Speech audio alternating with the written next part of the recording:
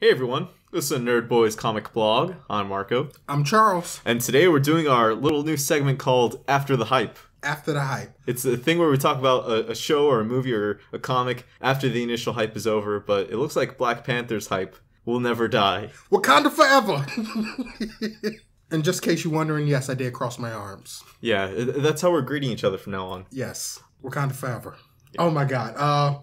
What do you want to discuss first? Well, everyone at this point has probably seen the movie, so we don't have to talk about, None spoilers? Okay, yeah. I feel like it's been what? It's been a week? It's been 2 weeks, I think. It's been 2 weeks? Well, by the time this comes out, it'll be 2 weeks. Okay, yeah, it's been enough time. Yeah. If you have not seen it, there's something seriously wrong with you. I'm just going to put that out there. Yeah. It's technically been 2 weeks before you heard this.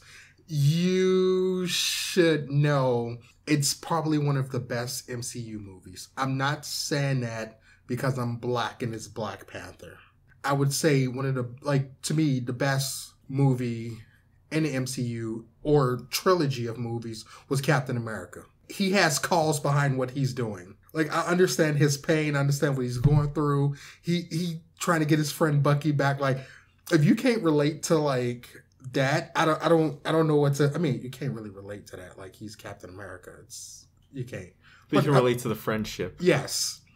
You must have no friends if you don't understand what Cap is going through. For me, I think Black Panther is in the top 5, maybe even top 3, up there with Winter Soldier, Homecoming, and Civil War. You know what's crazy? I know it's part of the MCU, but I keep forgetting Homecoming. Yeah. Well, I'm a big Spider-Man fan, so for me, it's that's mine. I'm gonna hold it. No. I love Homecoming. I'm actually impressed with how well it is.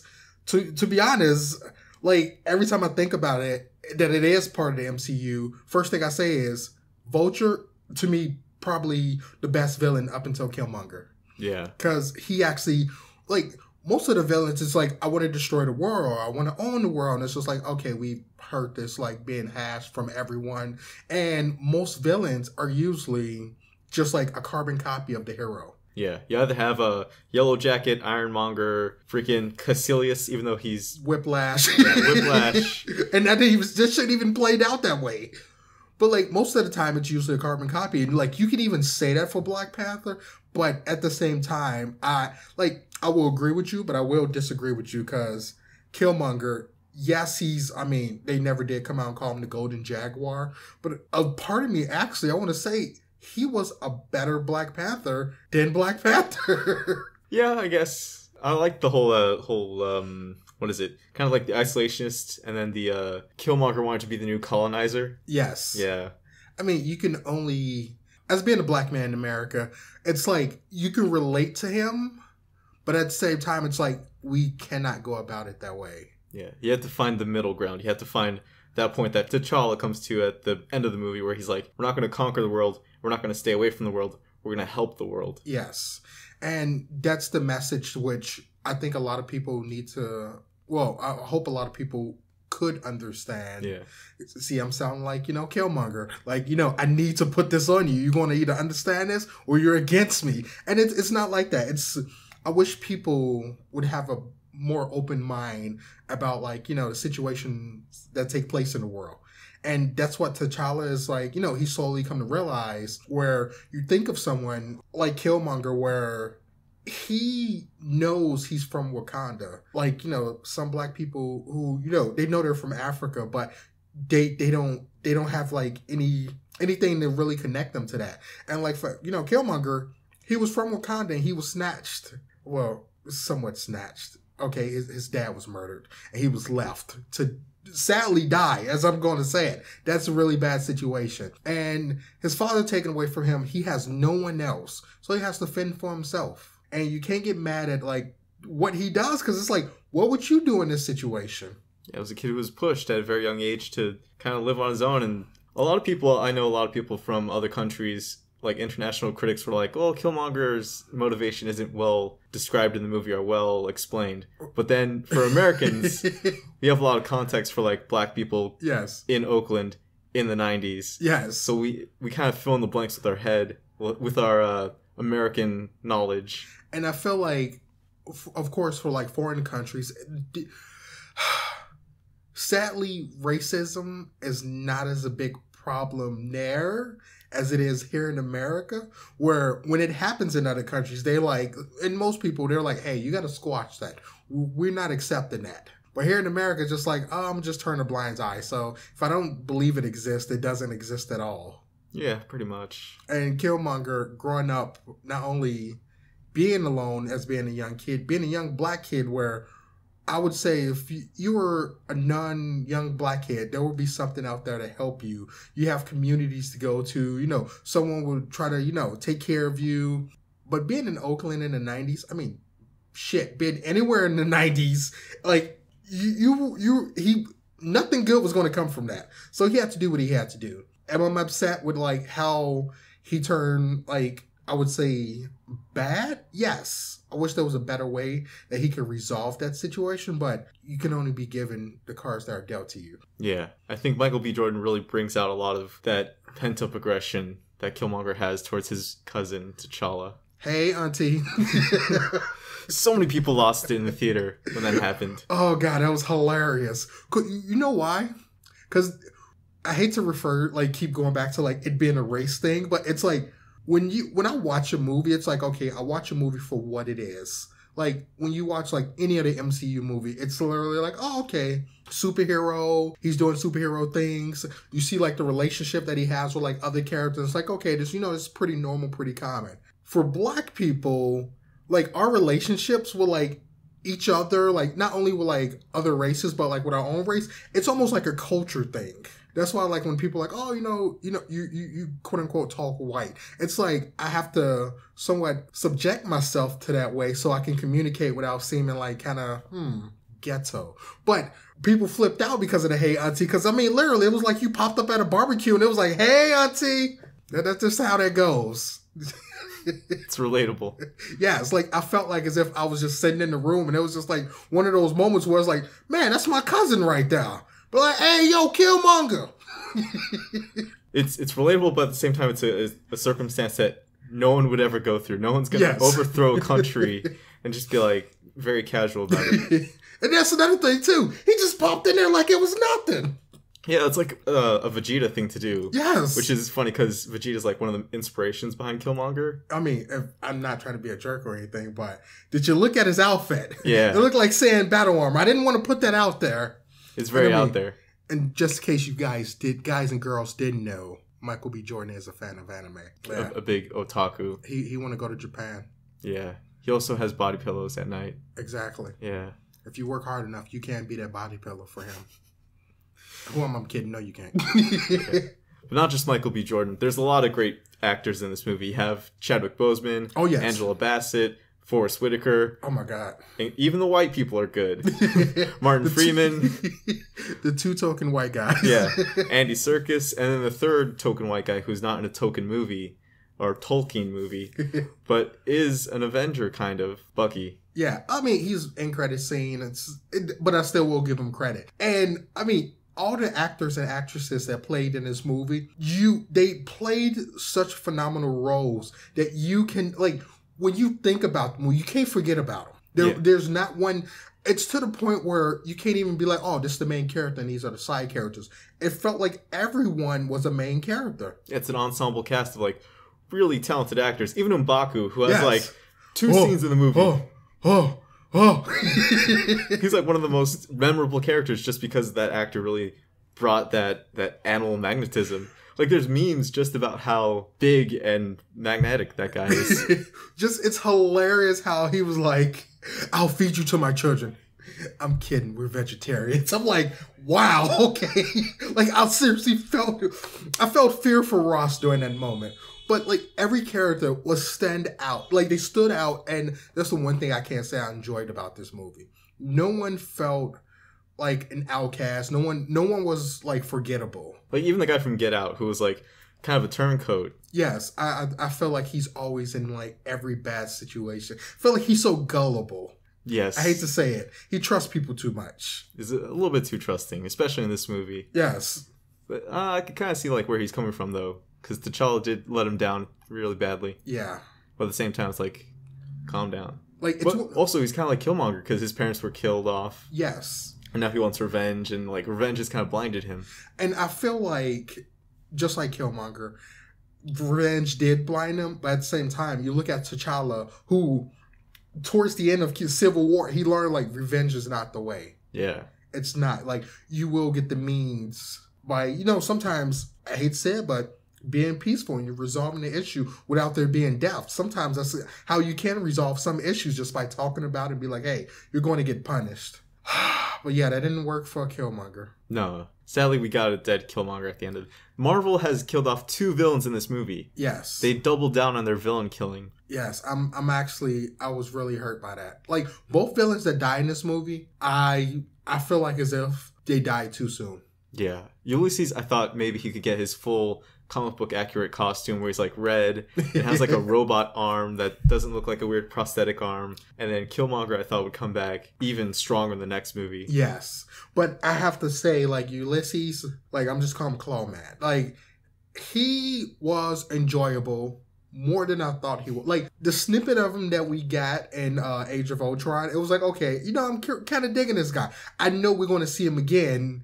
And I don't even think we even had, like, knowledge of Black Panther during that time. No, it's like Bruce Banner's like, is this country called Wakanda? And it's like, yeah, it's like, called Wakanda. Yeah, during that time, it was just like, oh my God, like, what? So, and I mean, even in Civil War, having that confirmation, hey, we got Black Panther, still hyped up. Didn't expect to see him with his own movie so soon. Yeah, it was kind of weird. Like, and it got pushed back too because of Spider-Man: Homecoming kind of like pushed Black Panther from November to February, which is a little bit better. Yeah, I'm glad because one, Homecoming was able to. I mean, it's Spider-Man, for God's sakes. You're not going to be able to not shed light on Spider-Man unless it's a really bad Spider-Man movie. Like Sorry, Spider-Man 3. Yeah, and Amazing Spider-Man 2. You know what? I think we only accepted Amazing Spider-Man 2 because that's all we was able to get. Yeah. What else? Yeah, Electro's kind of bad. Jamie Foxx could redeem himself, though. Yes. Black Panther 2? Yes. Who could he be? So many characters he could be. He could be just maybe a... Wait. What you mean so many characters he could be? Like, there's so many... What you trying to say? I'm saying there's a lot of Black Panther stories to mine for gold or mine for vibranium. Oh, I thought it was because it's Jamie Foxx and he likes to cross-dress. Oh. Yeah. Does he?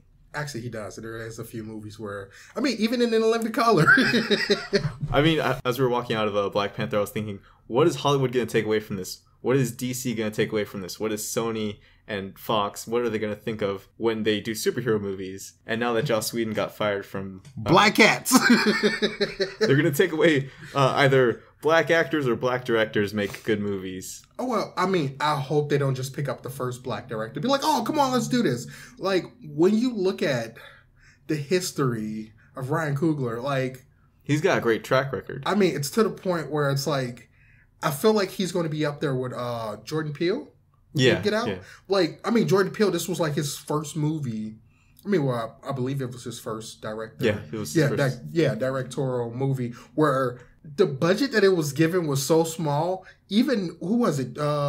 Universal that they did? Yeah, Blumhouse. Okay. They do the horror movies and stuff. Yeah, like, I bet you they just had, like, no success for that movie whatsoever. Like with Deadpool, where it was like, hey, let's go ahead, let's just do it, get it out there, call it a day. And I feel like as if when you have projects like that, let the director take complete control of it. Yeah. Or supervise from, like, very far away. Yes, because I feel like that's what Marvel did. And I feel like, well, first of all, Marvel, they're a gold mine. I'm just going to go ahead and say that. I'm going to even speak ahead and say... Nope, no, I won't say that. I was going to say they can do no wrong, but hey, we can only wait and see. Yeah, I mean, Marvel Studios has like nearly 80 years of continuity to mine from. Yes. They can get a good another 10 years out of movies, and there's still thousands of hundreds of heroes that they can choose that can possibly be added not only to this universe, but I mean. There's still TV characters and Netflix characters that they can still add to the MCU and intertwine everything. But we can only wait and see. Yeah. But Ryan Coogler, he's amazing. I hope that Marvel keeps him on for Black Panther 2. And they work with him and somewhat let him take the reins again as they did in this movie. Because I feel like as much... Like, I know we're sidetracking a little bit here. But for Deadpool 2... I just hope it's just as good as the first one. Yeah. And I wonder if Black Panther's going to have that Deadpool effect where it's like an R-rated movie, so now everyone's trying to churn out R-rated superhero movies. And Black Panther is one of those movies where it's like, let's look at the formula. What did Black Panther do? So now black actors are going to be put into things like Batgirl. Like, we're going to recast Batgirl, but like flip the script because we're DC and we don't know how to run a company. And I feel like I'm all up for black actors and the support that they get, but I'm also up for all actors and the support that they get, no matter what nationality or color. And Black Panther worked because of the storytelling. Granted, the characters that played in it are black. Because of the storytelling, that's what made it so good. Yeah. But I'm worried that Hollywood's going to be like, not focus on the story at all. They're just going to be like, what superficial thing can we add to every superhero movie for the next like 5 years that's just going to sell money? And I feel like that's a move DC would try to do. Marvel, I feel like as if, because it's a part of Disney, they'll be a little bit smarter about it. They'll be like, okay, let's not just make everything, black or white or, Mexican or Arab. Like, tell the stories that you have to tell. If it just so happened it contains a particular race or gender or sexuality, let it be. Yeah, don't be like Marvel Comics. Be like Marvel Studios. Yes, because I feel like, for Black Panther, it's just one of those things where overall it's a good story. It's a good movie overall. Before I even say it's a good black movie, or of course, it's a hero for kids who are of black or of African origin. It's a good story overall. If you feel like as if you don't want to watch this movie for quote unquote some strange reason, or it doesn't interest you, you need to take a good look in the mirror of yourself. Like, I watched it, why? Because it's a part of the Marvel Cinematic Universe. Yeah. It just so happened this character and me have a little bit in common. And the story is, overall, the story is actually good. You can say, oh yes, Michael B. Jordan is some generic character or a generic villain. Yes, but at the same time, Homecoming. It's Peter Parker. It's Spider-Man. We've all seen the, animated cartoons. We've seen, the movies, every, rehash of them. To have someone like the Vulture, where his reasoning for doing what he's doing, it's legit. Honestly, it's way better than the comic book Vulture. Yes. Comic book Vulture is just stealing because he's old and he wants to be rich. That's it. Vulture in Homecoming, yes, it's about the money, but it's about taking care of his family. And even when he kills someone, he feels bad. He's like, I didn't want to do this. It's like, oh, that was the melting gun. I wanted the other one. Yes. And it's one of those things where, to me, everyone is like, oh, Loki is the best villain ever. And I'm like, he just has charisma. He just happens to be one of the good ones out of, the 12 bad ones. Yes. His character overall. And Tom Hiddleston. I don't know what I was going to say. Middleton. Sorry, Samantha. But just his character overall, it's a great actor that plays him. So his his charm, his witty lines, that's what made people fall in love with him. And it just so happened he's a quote unquote villain, which I still find questionable. Yeah. At this point he's anti-hero. Yeah, so I can understand why you enjoy him. But the two villains being Killmonger and Vulture, the reasoning behind what they're doing, it's relatable. And to me, it's those are the kind of villains that I look for in a movie. Yeah. And I feel successfully Marvel has been able to do that. Even, what's that? Baron Zemo. Granted, you don't understand his reasoning, but if you sit down and you nitpick at everything, you look at it through a fine-tooth comb, can you really blame the man? Yeah, once you actually look at everything after you've seen it a few times or after you've seen it the first time, Baron Zemo's planning and scheming, he just gets lucky a lot. Yeah. But he has very hard, concrete motivation. Yeah, it's because of Tony Stark once again. Let's be honest. I feel the Marvel Cinematic Universe, yes, it does exist because of Iron Man, but also all the problems they have is because of Iron Man. Everything he's done up until now has caused some kind of hurt or harm to someone. Him making Ultron, pulling what's the name of the country?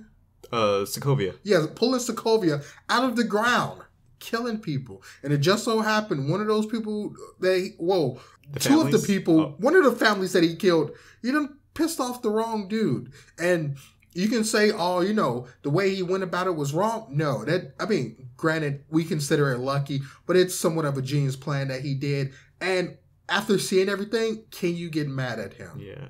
I mean, everything in the movie kind of just happened to go in his favor. Yes. The Accords, and then just coincidentally, the Avengers already not getting along already. So it was like, I tried to tear you guys apart, but here's a videotape. But I mean, you can already tell, like, in previous movies that, that whole, like, Tony and, like, Cap situation. I mean, even in, like, Winter Soldier, I honestly believe they should have put Tony in that movie just for, like, a snippet, just so they can discuss the whole, like, airship situation. And, like, oh, if any situation happened, we can just, take him out. And it's like, why?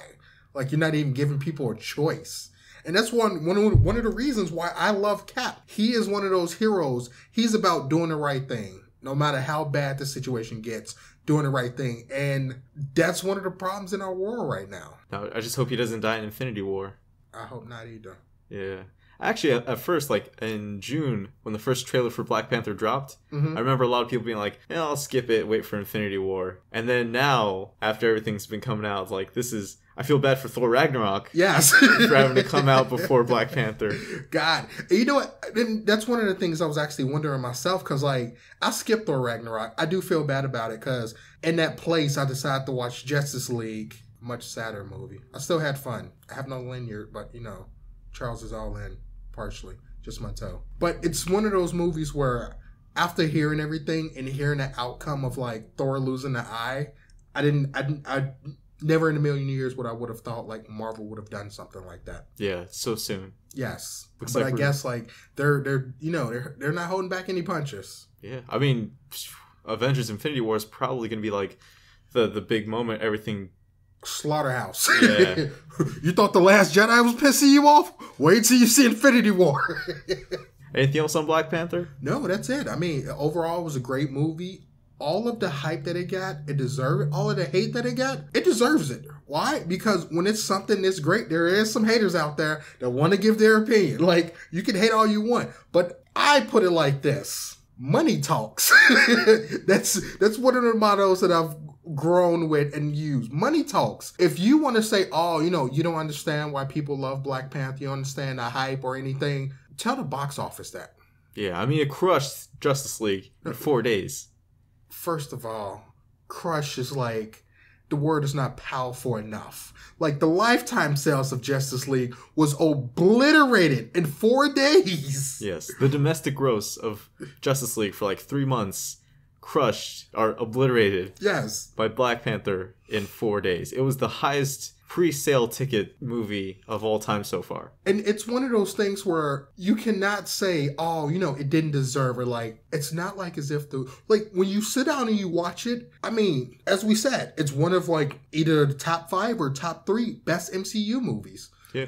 Honestly, I feel bad for even saying this, but I took Black Panther as just going to be another Marvel movie. I was like, you know what? And in this day and age, yes, granted, the actors, the director, they all were black. I'm like, okay, it's going to be a good movie, because Marvel has not really made a bad movie. Even when in a movie, like, even some people, they're not really on board with, like, Age of Ultron, Thor: The Dark World. They're like, oh, it's okay. But to me, they're still not bad movies. Yeah. They range from, like, serviceable to great. Or yes. Brilliant, or excellent, or phenomenal. Yes. Like, they have not made a bad Marvel movie. Even when the ones that they thought were going to be bad and going to flop, still did good. Yeah. Guardians of the Galaxy, Ant-Man, Doctor Strange. They probably didn't think Doctor Strange was going to flop. I'm just waiting for him and Tony to meet each other. But they still did good. And I was expecting good, probably great from Black Panther, but what I got from this movie, honestly, just overall, the storytelling. I feel like Marvel now probably shot themselves in the foot. Because it's at a point now where to follow up with a story that good, and I mean, just the technology in that world. Yeah. I mean, the CGI, like, towards the third half, or the last third of the movie. Yeah, the fight scene. Yes, the fight scene between Killmonger and, T'Challa, I will say, it was not that great. And I felt like it was more Spider-Man 3. It was kind of like a PS2, like, cutscene right there. It's like, remember that PlayStation 2 Black Panther game we never got? Yeah. Here it is. And the crazy thing is, to me, the final fight scene is usually supposed to be the best. Every fight scene that he had when someone tried to take over the throne with no CGI involved, those were the best ones. Yep. The choreography in this movie was phenomenal. Like, honestly, in my eyes, when I was watching, like, Eric versus T'Challa, I can just look at them and tell, like, first of all, Michael B. Jordan is ripped. I'm sorry, Chadwick Boseman. You got into shape for this role, but you're a twig fighting against a tree. Like, this is not going to go well. And there's probably people who sat in the theater was like, oh, he's going to somehow win. No. Oh my God. Wow. This movie does have its flaws. I'm not going to say it's a perfect movie. But at the end of the day, it was still, to me, probably one of not only the best MCU movies, but like probably one of the best movies out there overall. Especially for 2018. Yeah, 2018 is probably the best one so far. And it's going to be, there's movies that like define a year. And like 2017, it's like Get Out, Wonder Woman, and like maybe a few others later on in the year. Yes. I think 2018, like the first big one is going to be Black Panther, followed by maybe like Infinity War, Deadpool 2. I feel like I hate to say it, but once again this year, Marvel won. Like, I know Deadpool is going to be a great movie. I hope it's going to be a great movie. I can't say I know. I feel like with the director, I keep forgetting his name, but horrible with names. Tim Miller left, and I forgot who came on. Yeah, I don't know who came on either. It's neither here or there. Yeah. Hopefully they do a good job. Because when you do a good job, like Ryan Coogler, I knew of him. Like, you hear his name here and there, but now I'm just going to say he's a household name now. Yeah, and Black Panther. Yes. He's a Marvel comic character who's like he's been around since the 60s, but no one really talks about Black Panther unless like you're a big Marvel fan. Yes. And now it's to the point Black Panther has become not only a household name, but like the moment that you see like Chadwick Boseman in the Black community, we knew him because he played like James Brown. Okay. He was Jackie Robinson. He was James Brown. He was Thurgood Marshall. Yes. And those roles, it's one of those, I'm like, okay, now everyone's saying he looks like every black guy out there. But he brought T'Challa to life. Like, seeing him in Civil War, at first I was like, wow, okay, he's doing this pretty good. I kind of like this. But seeing him in, like, Black Panther, I'm like, I don't know who else could have played this role. Like, I'm sorry. I'm not trying to, like, say that we have very few black actors out there, and it's not trying to offend anyone. But it's like, I don't know who else can be Black Panther now. And not you, Wesley Snipes. I'm putting my foot down. Yes, we don't need another Blade. I know he wants to be Blade really badly, but I think we should either, No, let him stay as Blade, and that's it. Like an old Blade. Yes. And he has to teach the new Blade. Yes. And I will say this, and this will be like my final thing, because we're probably going to wrap this up soon. If you feel like as if Blade, Blank Man, Meteor Man, Hancock, let me see who else is out there. Halle Berry? Halle Berry, Catwoman. And Storm. I won't take that from Halle Berry. She did Storm pretty good. But if you feel like as if, that's the heroes that, black people's supposed to have, go to hell. Yeah. And why is it so limited? I'm not even going to ask no questions. Because, Anthony Mackie, I love him as Falcon. But he is one of those characters where giving him his own standalone movie, it will be very difficult until like some weird happens and for some strange reason he becomes Captain America. And even then, I'm like, what can you do with this without making it like controversial? I don't think people are ready for that. No, they're not. Yeah. They're not. I mean, not even the comic. You see the upset, like you see how people are upset about Black Panther. They're not ready for a Black Captain America. I think everyone's going to want Bucky first. And it's only fair. I will not take that away from him. I feel like Bucky can't, like, it's one of those things, if they are, still want to do the roles, give it to Bucky, give him 3 to 4 or 5 movies, and possibly pass it on to Anthony Mackie. Yeah, that's probably the best way to go. Yes. I mean, it was done like that in the comics, it's only fair. Yeah, just follow the comic. Yes. Anthony Mackie, if you are listening, probably not. You're going to have to get really ripped. Yeah, take some super soldier serum. Yeah, because Chris Evans, he paved the way. Yeah. I actually would like that as a joke. It's like, I can't be as ripped as him, but I can have these wings. Oh, God. But no, like, I appreciate Black Panther. I'm grateful for everything that Marvel has done. You have to understand, for people who think that, like, you can find your heroes elsewhere. I've grown and accepted what I can get. But for younger kids, this is great for them, and this is paving the way for them. Yeah. So don't take that away from them. Quit being selfish. I mean, as a kid, everyone wants to be Spider-Man, Captain America, Thor, Hulk, especially Hulk. Yes. Everyone wants to be these characters. Vegeta, Goku. Now there's Black Panther there too. Yes. And to see yourself being a hero that looks like you, that's something that I can honestly say, like, it's a joy that I feel like everyone should experience. Yeah. And there's also a lot of kids who just like Black Panther because he's really awesome. Yes. Like that casino scene, the chase scene with the cars, like that just built up more awesomeness than what was already established in Civil War. I mean, Civil War, just him fighting, like, he's beating, I don't know, I'm sorry for using profanity, but he's beating the shit out of Bucky. Everyone else is having trouble for him. Bucky hits him and he's like, did you just hit me? Like, everyone else, like, Tony Stark gets smacked around. Black Widow, I love her, but, like, he wasn't going for that. I'm going to, wrap my legs around your neck and do that. He was like, sit your ass down.